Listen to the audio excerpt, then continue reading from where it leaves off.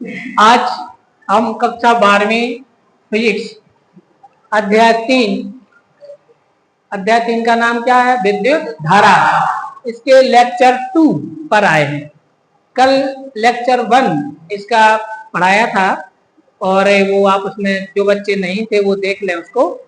उसमें हमने विद्युत धारा की परिभाषा, धारा घनत्व की परिभाषा, विद्युत धारा का सूत्र, उसके मात्रक, ठीक है ना, और भी दूसरी छोटी छोटी परिभाषाएं अनुगमन वेग तक। कहां तक? अनुगमन वेग, जिसको अपवाह वेग भी कहते हैं, यहाँ तक आप लोगों को पढ़ा दिया था, ठीक है ना। आज और धारा घनत्व के बारे में पढ़ाया था। आज देखो हम क्या पढ़ने वाले हैं। आज हम इन 4 चीजों के बारे में अभी इसमें कवर करने वाले हैं। अनुगमन वेग और विद्युत धारा में संबंध स्थापित करना है। एक छोटा सा डेरिवेशन है, परीक्षा में लगभग हर वर्ष ही आता है, लगभग, है ना। एक है हमें संबंध स्थापित करना है आज। फिर हमें अनुगमन वेग और धारा घनत्व में भी संबंध स्थापित करना है। इसी को 2 स्टेप आगे बढ़ा देते हैं तो नीचे वाला भी आ जाता है। गतिशीलता, मोबिलिटी भी बोलते हैं इसको इंग्लिश में। गतिशीलता की परिभाषा, मात्रक आदि के बारे में पढ़ना है। ये आपको एनसीईआरटी की बुक में बिल्कुल बीचों बीच थ्योरी में दिया है और परीक्षा में आया है पहले। और आज हमें कवर करना है साथ में ओम का नियम। तो इतना आप लोगों को आज यहाँ पर देखना है, ठीक है ना। अच्छा, अनुगमन वेग जो मैंने कल आपको पढ़ाया था उसको हम अपवाह वेग भी कहते हैं। अनुगमन वेग का दूसरा नाम क्या है? अपवाह वेग। और इसको हम ई भी टाउ बटे एम एल, इस सूत्र से इसको कैलकुलेट भी करते हैं। ये इसके कैलकुलेशन का सूत्र है। आपसे अगर पूछा जाए अनुगमन वेग का सूत्र लिखिए तो क्या होता है? ई भी टाउ अपॉन एम एल। अनुगमन वेग का सूत्र क्या होता है बच्चों? चूंकि भी बटे एल बराबर होता है ई, क्या होता है? ई, तो इसका सूत्र एक ये भी होता है, ई टाउ बटे एम।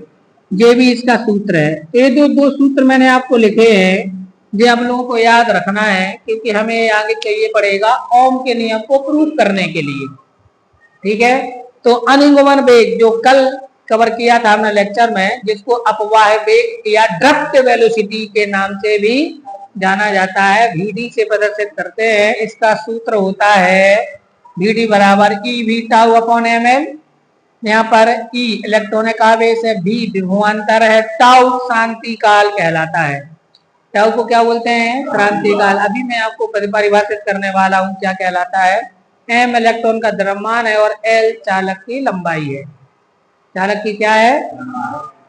या इसका सूत्र ये भी होता है ई टाउ अपॉन एम। यहाँ पर ई इलेक्ट्रॉनिक आवेश है, कैपिटल ई विद्युत क्षेत्र की तीव्रता है, टाउ क्रांति काल है और एम इलेक्ट्रॉन का द्रव्यमान है। ये 2 सूत्र सबको याद रहेंगे। काय के सूत्र है? क्लियर, याद रहेंगे। अगर आपको ये वैल्यू दी है तो आप अनुगमन वेग ज्ञात कर सकते हो। हाँ, अब मैं आपको बता दूं क्रांति काल क्या कहलाता है। कल हम लोगों ने देखा था कि जो चालक होता है, इस चालक में जो मुक्त इलेक्ट्रॉन होता है, कौन सा इलेक्ट्रॉन? ये इलेक्ट्रॉन क्या करते हैं? ये पूरे में इलेक्ट्रॉन गैस की तरह पूरे में घूमते रहते हैं। अब ये इलेक्ट्रॉन यहाँ जा रहा है और यहाँ पर एक और है पहले से, तो इससे टकराएगा। तो कौन सी टक्कर कहलाई? पहली टक्कर। फिर यहाँ से इस तरफ गया तो इससे टकरा गया, तो कौन सी टक्कर हुई? यहाँ से उसने चलना स्टार्ट किया, मान लीजिए यहाँ टकराया, पहली टक्कर, फिर यहाँ टकराया दूसरी टक्कर। इन 2 टक्करों के बीच जो टाइम लगता है उसी को क्या बोलते हैं? क्रांति काल। उसी को क्या बोलते हैं? तो परिभाषा होती है मुक्त इलेक्ट्रॉन द्वारा 2 क्रमागत चक्रों में लिया गया समय। क्या है डेफिनेशन? मुक्त इलेक्ट्रॉन द्वारा 2 क्रमागत चक्रों में लिया गया समय क्रांतिकाल कहलाता है। इसे टो से प्रदर्शित करते हैं, टो या टाउ। और ये हमारे पास आ गया, क्योंकि समय है तो मात्र सेकंड होगा, समय है वो। तो क्रांतिकाल क्लियर हो गया सभी को? क्या है? अनुगमन वेग का सूत्र क्लियर हो गया। एक बात और याद रखें, अनुगमन वेग का मान कितना होता है? 10⁻⁻⁴ मीटर प्रति सेकंड की कोटि का होता है। 10⁻⁻⁴ जो बहुत कम है। ये VD का मान है। ये क्या है? VD का मान, तो Vd का मान 10⁻⁻⁴ मीटर पर सेकंड की कोटि का होता है। इतना कम है, यानी कि 10,000 सेकंड में 1 मीटर जाएगा। इतना कम है कि 10,000 सेकंड में कितना जाएगा, 1 मीटर जाएगा, इतना कम है। लेकिन स्विच ऑन करते ही तुरंत लाइट जल जाती है। याद रखना, जब किसी चालक में करंट फ्लो होता है तो अनइवन वेग से फ्लो होता है, और जबकि हमें तो लगता है उसकी स्पीड कैसी है। तो आप इसका उत्तर देना कि अनइवन वेग का मान इतना कम होता है, फिर भी स्विच ऑन करते ही लाइट जल जाती है इतनी जल्दी। तो ये कैसे होता है, इसके बारे में मुझे कल बताना आप लोग, ठीक है। तो अब यहाँ पर अब आते हैं अपन किसमें, विद्युत धारा और अनइवन वेग में संबंध के बारे में, ठीक है ना। तो मैं पहले क्वेश्चन को सॉल्व कर रहा हूँ, पहले वाले को, और ये बच्चों बहुत इंपॉर्टेंट है, मोस्ट इंपॉर्टेंट है, ठीक है ना, मोस्ट इंपॉर्टेंट है ये फर्स्ट वाला, ठीक है। तो देखो कैसे करेंगे। इसमें हम एक चालक बना रहे हैं। मान लीजिए एक चालक का कोई टुकड़ा है, बोर्ड पर ध्यान दोगे तो समझ में आ जाएगा पूरा। इसकी लंबाई मान लीजिए स्मॉल l है, और इसके अनुप्रस्थ काट का क्षेत्रफल, इसका क्षेत्रफल कैपिटल A है, और इसमें मुक्त इलेक्ट्रॉन है पूरे में।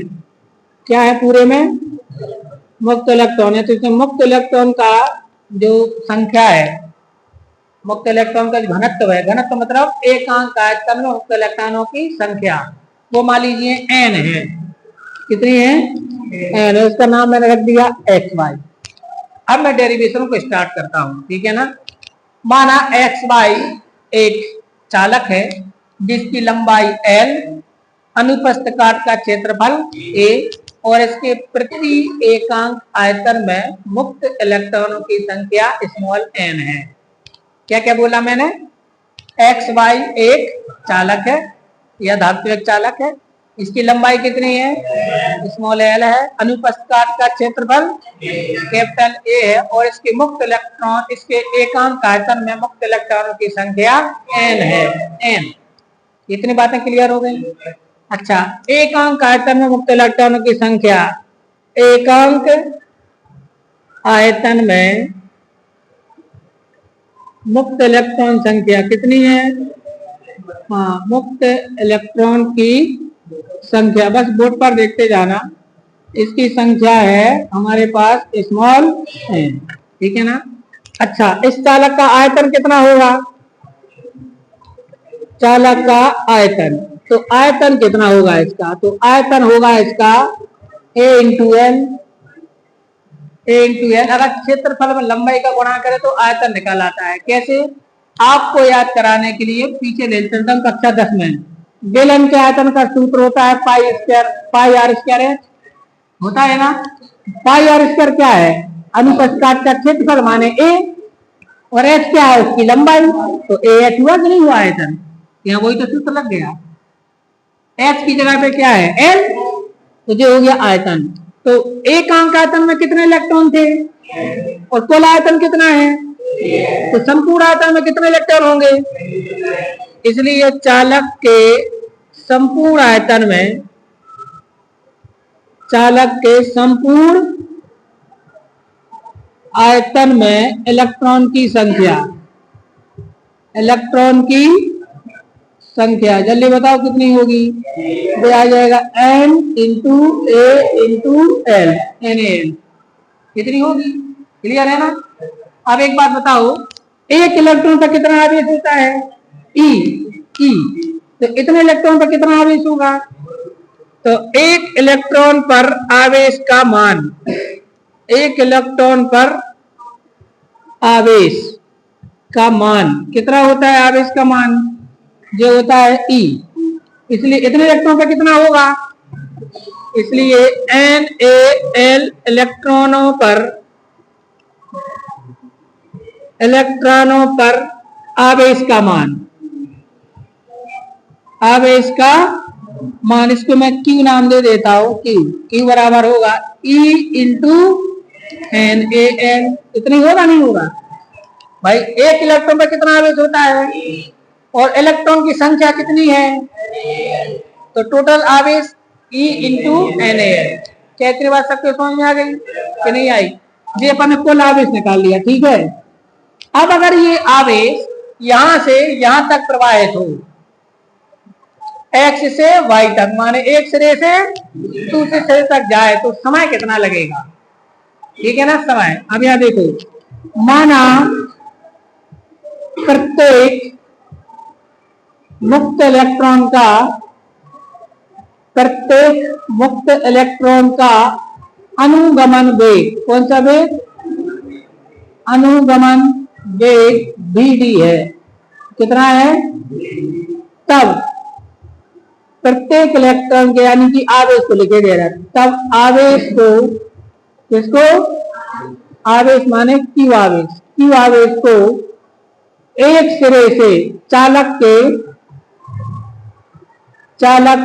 कौन सिरे से, एक सिरे से दूसरे सिरे तक, एक सिरे से कौन से सिरे तक, जल्दी बताओ, दूसरे सिरे तक जाने में लगा समय,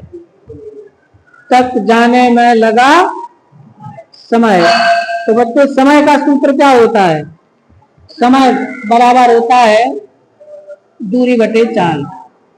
समय बराबर क्या होता है, तो दूरी होगी L और चाल होगी vd, नहीं होगा, दूरी कितनी होगी L, यहां से यहां तक या यहां से यहां तक आते L दूरी चलेगा, और चाल कितनी है उसकी, तो कितना होगा L बटे vd, सबकी समझ में आ रही।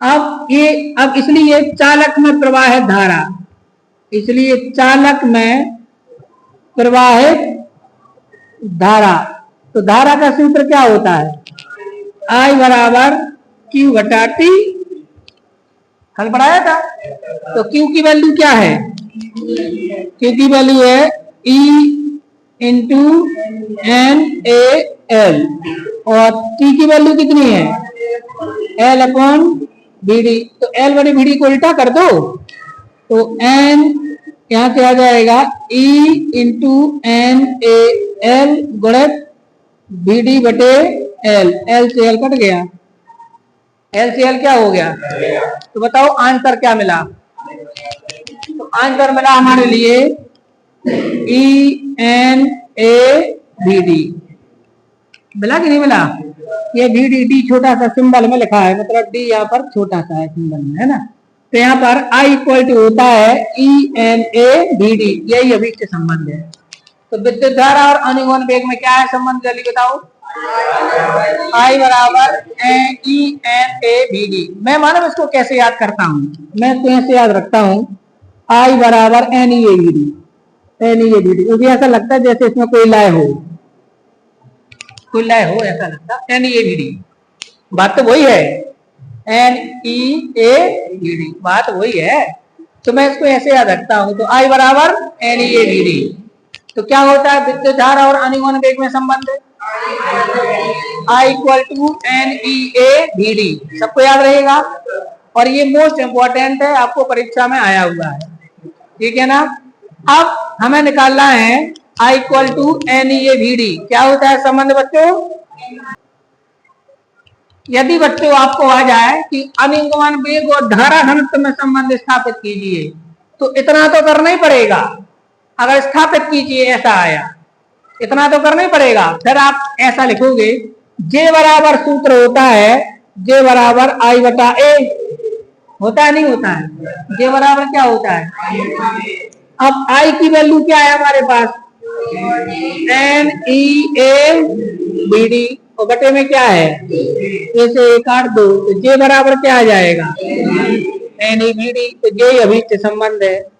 अगर आपको आ गया अनुगमन वेग और धारा घनत्व में संबंध स्थापित करो, तो यहां तक करना है, कहां तक करना है, यहां तक, किसमें संबंध, क्लियर है ना। और अगर आपको आया अनुगमन वेग और विद्युत धारा में संबंध स्थापित करो, तो I इक्वल टू NeAVd, वहां तक करना है, क्या सबको समझ में आ गया, ठीक है ना। अब हम बच्चों, अभी हमने देखा अनुगमन वेग और विद्युत धारा में संबंध, हमने देख लिया अनुगमन वेग और धारा घनत्व में संबंध। अब हम देखते हैं गतिशीलता या मोबिलिटी क्या कहलाती है, सॉल्व तीसरे का आंसर बता रहा है बच्चों, गतिशीलता क्या कहलाती है। आप कल का याद करो बच्चों। जैसे मान लीजिए एक हमारे पास एक चालक है। इस चालक में मुक्त इलेक्ट्रॉन है, 3 इलेक्ट्रॉन है इसमें। अब हमें इस चालक पर विद्युत क्षेत्र लगाया। कितना विद्युत क्षेत्र लगाया? ई। तो विद्युत क्षेत्र के प्रभाव से इसके इलेक्ट्रॉन गति करने लगेंगे। ये इलेक्ट्रॉन, सारे के सारे इलेक्ट्रॉन एक निश्चित दिशा में हमारे प्लस प्लेट की ओर क्या करेंगे? गति करेंगे। जब विद्युत क्षेत्र नहीं लगा था तो ये अनियमित गति करेंगे, और जैसे विद्युत क्षेत्र लगाएंगे तो विद्युत क्षेत्र के प्रभाव से एक निश्चित दिशा में ये गति करने लगेंगे, और उस समय इसके वेग को बोलेंगे अनुगमन वेग। तो ई विद्युत क्षेत्र में मान लीजिए इलेक्ट्रॉन का अनुगमन वेग vd है ई विद्युत क्षेत्र में, तो एकांक विद्युत क्षेत्र में कितना होगा? सीधी सी बात है। तो एकांक विद्युत क्षेत्र में किसी इलेक्ट्रॉन द्वारा प्राप्त किए गए अनुगमन वेग को ही उसकी गतिशीलता कहते हैं। ये इसकी परिभाषा है। क्या है गतिशीलता की परिभाषा? क्या है मोबिलिटी की परिभाषा? गतिशीलता की परिभाषा क्या है? एकांक विद्युत क्षेत्र में क्या है बच्चों? एकांक विद्युत क्षेत्र में मुक्त इलेक्ट्रॉन द्वारा प्राप्त किए गए अनुगमन वेग को उसकी गतिशीलता कहते हैं। उसकी क्या कहते हैं? गतिशीलता। ये इसकी परिभाषा है। कितनी सिंपल है, परीक्षा में 2 नंबर में आपको ये अक्सर पूछी जाती है। क्या है? गतिशीलता या मोबिलिटी, इंग्लिश में बोलते हैं मोबिलिटी। तो मोबिलिटी क्या कहलाती है? एकांक विद्युत क्षेत्र में मुक्त इलेक्ट्रॉन द्वारा प्राप्त किए गए अनुगमन वेग को उसकी गतिशीलता कहते हैं। जैसे मान लीजिए ई विद्युत क्षेत्र में इलेक्ट्रॉन का अनुगमन वेग मान लीजिए vd है। कितना है बच्चों? तो एकांक विद्युत क्षेत्र में कितना होगा? एकांक। तो एकांक विद्युत क्षेत्र में उसका अनुगमन वेग होगा vd बटे ई। होगा कि नहीं होगा? होगा कि नहीं होगा? तो vd बटे ई, इसी को बोलते हैं गतिशीलता। तो गतिशीलता का सूत्र होता है म्यू बराबर, इसको म्यू से प्रदर्शित किया गया है बुक में, म्यू बराबर होता है vd बटे ई। ये गतिशीलता का सूत्र है बच्चों। इलेक्ट्रॉन की गतिशीलता का सूत्र होता है म्यू बराबर vd बटा ई, जहां पर vd है अनुगमन वेग, ई है विद्युत क्षेत्र की तीव्रता या विद्युत क्षेत्र। तो मुक्त इलेक्ट्रॉन द्वारा एकांक विद्युत क्षेत्र में प्राप्त किए गए अनुगमन वेग को उसकी गतिशीलता कहते हैं।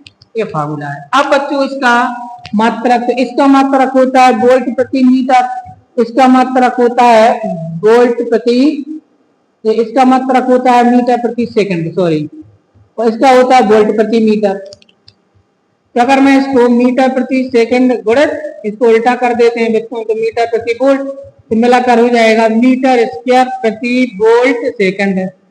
तो इसका ऐसा ही मात्रक होता है बच्चों, मीटर स्क्वायर प्रति वोल्ट सेकंड। क्या होता है?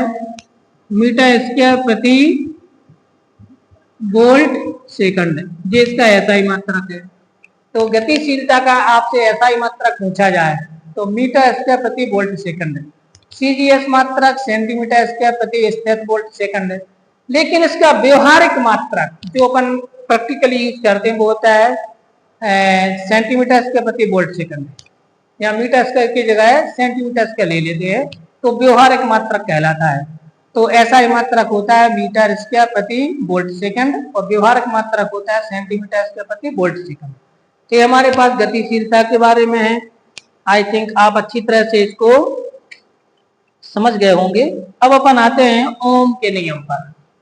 ओम का नियम क्या होता है? ओम का नियम, तो बच्चों ओम का नियम तो आप कक्षा 10वीं में भी पढ़ के आए हैं, 8वीं में भी आता है। तो यहाँ कोई बदल गया क्या? नहीं बदला है, वही का वही है थोड़ा सा।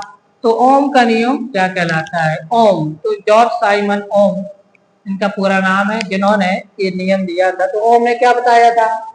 उन्होंने बताया कि यदि किसी चालक की भौतिक अवस्था ना बदले, भौतिक अवस्था नहीं बदलना चाहिए, क्या? चालक की भौतिक अवस्था ना बदले। भौतिक अवस्था का तात्पर्य क्या है? भौतिक अवस्था ना बदले, भौतिक अवस्था नहीं बदलना चाहिए, ना बदले, ठीक है ना। यदि किसी चालक की भौतिक अवस्था ना बदले तब क्या होगा बताओ? तब भी अनुक्रमानुपाती आई होता है। ये ओम का नियम, अर्थात ओम का नियम कहता है यदि किसी चालक की भौतिक अवस्था ना बदले तब उसके सिरों पर आरोपित विभवांतर उसमें प्रवाहित धारा के अनुक्रमानुपाती होता है। भी अनुक्रमानुपाती आई या उसमें प्रवाहित धारा उसके सिरों पर लगाए गए विभवांतर के अनुक्रमानुपाती होती है, समानुपाती होती है। फिर से बोल देते हैं, यदि किसी चालक की भौतिक अवस्था ना बदले तब उसमें प्रवाहित धारा उसके सिरों पर लगाए गए विभवांतर के अनुक्रमानुपाती होती है। अर्थात भी अनुक्रमानुपाती आई या बी बराबर आर आई। यहाँ पर अनुक्रमानुपाती चिन्ह को हटाएंगे तो एक कांस्टेंट आ जाएगा आर, तो B equal to R I. तो आर यहाँ पर एक नियतांक है जिसे हम चालक का प्रतिरोध कहते हैं। इसको क्या बोलते हैं? चालक का विद्युत प्रतिरोध। ये चालक का विद्युत प्रतिरोध या प्रतिरोध कहलाता है, ठीक है ना। अच्छा, इसका मान यहाँ से अगर हम आर बराबर लिखें तो आर बराबर आएगा बी बटे आई, पर आर का मान ना तो बी पर डिपेंड करता है ना आई पर डिपेंड करता है।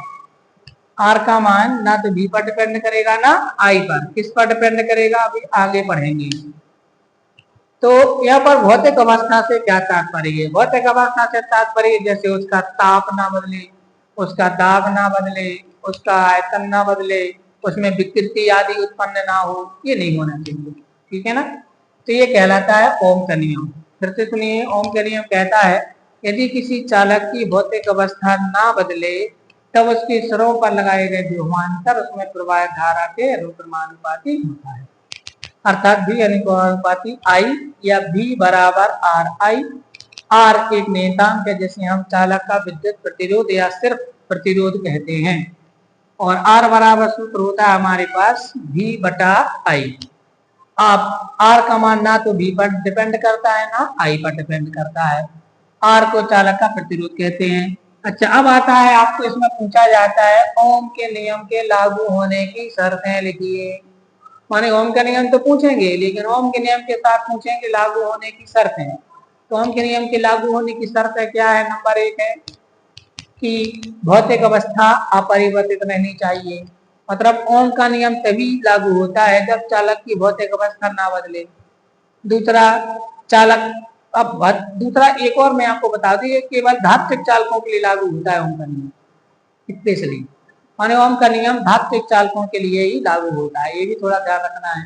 चालक में किसी प्रकार की विकृति आदि उत्पन्न नहीं होनी चाहिए। तो ये हमारे पास ओम के नियम की क्या आ जाती हैं? शर्तें आ जाती हैं। तो ओम का नियम बहुत इंपॉर्टेंट है बच्चों, और आप लोगों ने इसके पहले भी इसको पढ़ा है। अब बच्चों हम देख रहे हैं ओम के नियम का निगमन क्या होता है। पिछले कुछ वर्षों से परीक्षा में ऐसा हो रहा है कि ओम का नियम पूछा और साथ में ओम के नियम का प्रूफ पूछते हैं। मतलब ओम के नियम को मुक्त इलेक्ट्रॉन मॉडल के आधार पर निगमित कीजिए या ओम के नियम का निगमन कीजिए। तो ओम के नियम का निगमन या ओम के नियम का डेरिवेशन, ओम के नियम का प्रूफ कैसे करते हैं, तो जरा देखें इसको। ओम के नियम का प्रूफ कैसे करते हैं, ये बहुत सिंपल सा है। एक मैंने यहाँ पर एक चालक बनाया हुआ है। इस चालक की लंबाई मान लीजिए स्मॉल एल है और इसके सिरों पर जो विभवांतर है वो मैंने भी लगाया है, भी विभवांतर लगाया है। इसके अंदर तो विद्युत क्षेत्र वो मान लीजिए ई है ना, और ये मुक्त इलेक्ट्रॉन है इसके अंदर कोई, है ना। तो अपन ने लिखा ओम के नियम का निगमन पढ़ रहा है ना। तो अपन ने लिखा कि माना एक चालक की लंबाई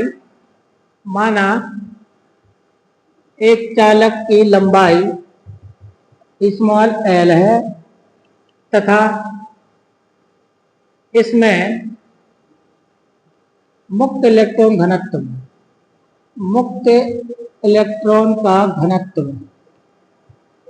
घनत्व कितना है? स्मॉल एन है। मुक्त इलेक्ट्रॉन घनत्व का मतलब क्या होता है बच्चों?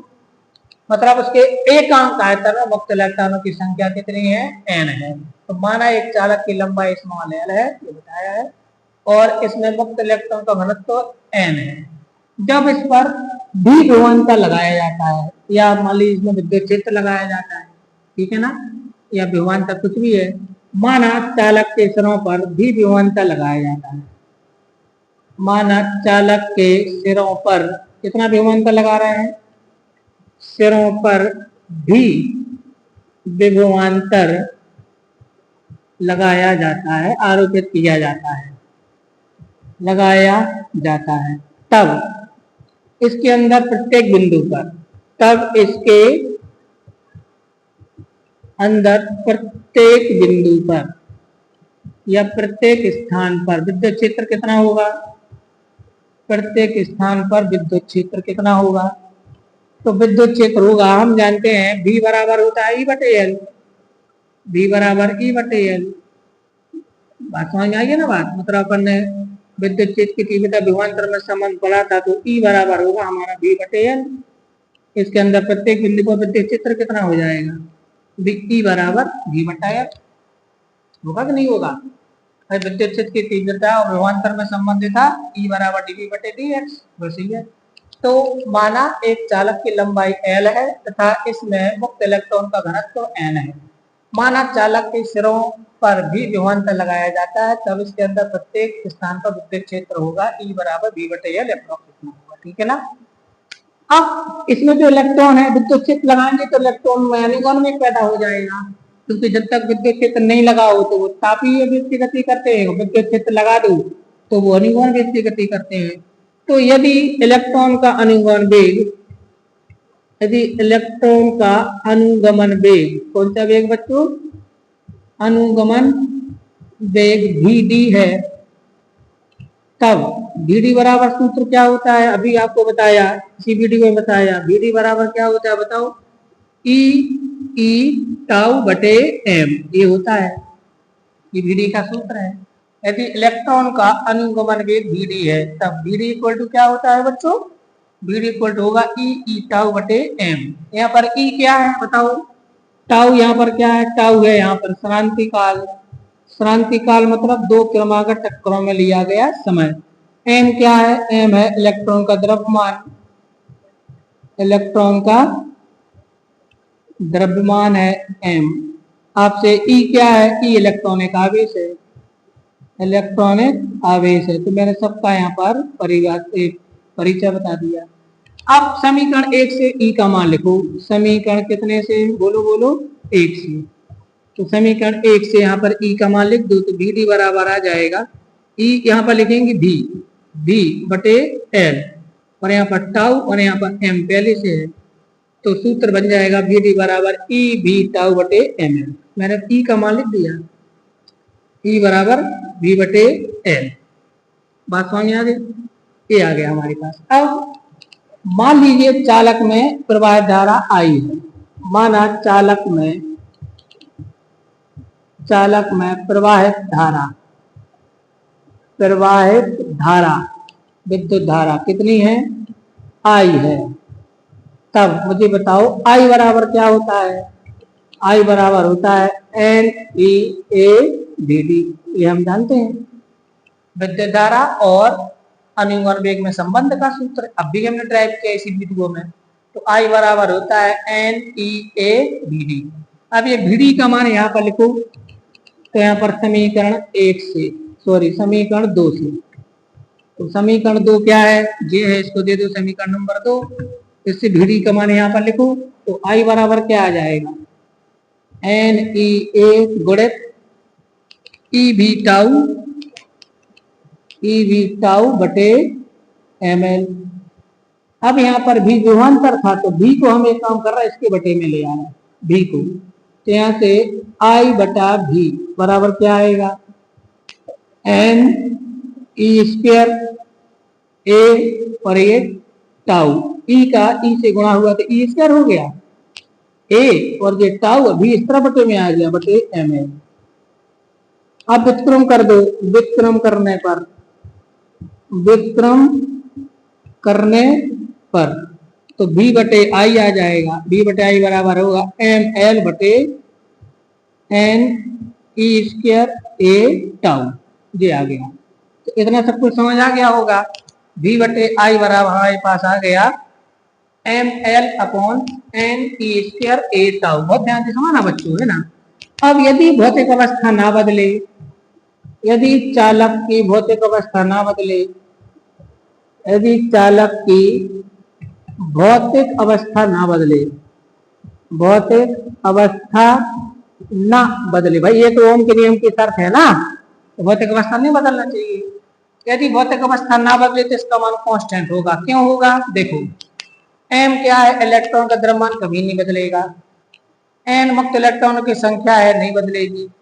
l चालक की लंबाई है। अब अगर चालक की भौतिक अवस्था नहीं बदलेगी तो लंबाई भी नहीं बदलेगी। a अनुप्रस्थ काट का क्षेत्रफल है, वो भी नहीं बदलेगा। अगर भौतिक अवस्था नहीं बदलेगी तो क्षेत्रफल भी नहीं बदलेगा। और अगर भौतिक अवस्था नहीं बदलेगी मतलब ताप नहीं बदलेगा तो टाउ भी नहीं बदलेगा। अगर ताप नियत हो तो क्रांति काल भी नियत होता है। तो ये सारी की सारी राशि का मान क्या होगा? नियत। तो ऐसी स्थिति में क्या होगा? ना बदले तब ml upon n e square a tau equal to क्या होगा? नियत होगा, नियतांक होगा, नियतांक होगा, इसका मान नियतांक होगा। तब इसके दे दो समीकरण नंबर 3। तब समीकरण 3 से हमें क्या मिलेगा? तब समीकरण 3 से हमें क्या मिलेगा? जल्दी बताओ। है मिलेगा v बटे आई बराबर नियतांक। नहीं मिलेगा? v बटे आई बराबर क्या मिलेगा? नियतांक मिलेगा। या मैं इसी को क्या ले सकता हूँ? या इसका मतलब तो ये हुआ ना, या v अनुक्रमानुपाती आई मिलेगा।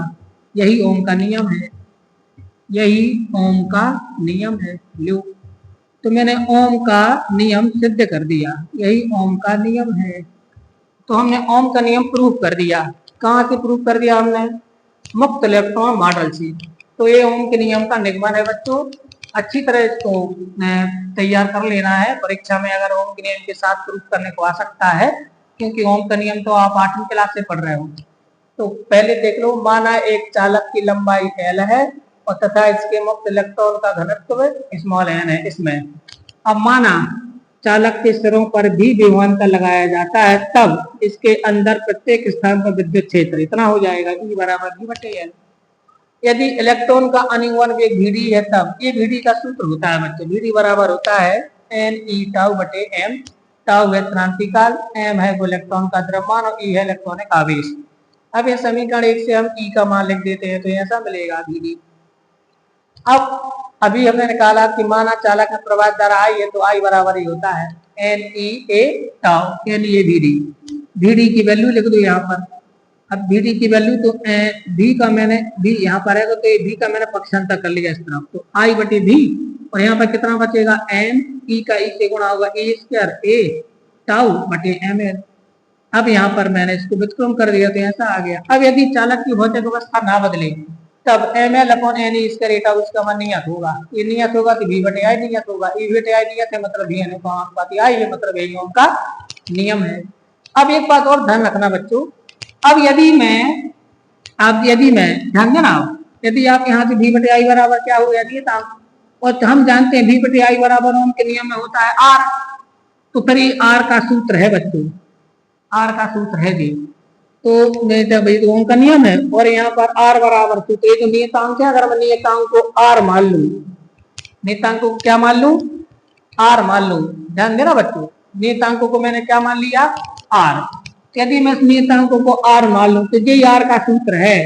माने r का सूत्र होता है ml upon n e square a tau. ये r का सूत्र है बच्चों, ध्यान रखना आप लोग, ये r का सूत्र है। अगर आपको आ जाए किसी चालक के विद्युत प्रतिरोध का सूत्र स्थापित कीजिए, तो आपको यही पूरा डेरिवेशन कर देना है।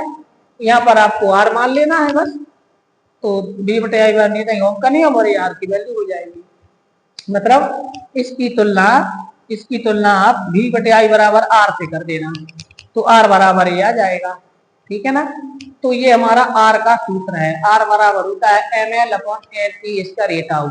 अब जब मैं आपको आगे प्रतिरोध के बारे में पढ़ाऊंगा और प्रतिरोध को प्रभावित करने वाले कारक पढ़ाऊंगा, तब इस सूत्र से उठाऊंगा मैं कारक। क्योंकि अभी आप याद करो, मैंने बताया था कि r बराबर v बटे आई, तो r का मान ना तो v पर डिपेंड करता है ना i पर डिपेंड करता है। तो किस पर करता है r का मान डिपेंड? तो वो यहाँ से पता चलेगा r का मान किस पर डिपेंड करता है। तो बच्चों प्रतिरोध का सूत्र क्या होता है, mn/n e² a τ। तो ये हमारा मुक्त इलेक्ट्रॉन मॉडल के आधार पर ओम के नियम का निगमन हो गया।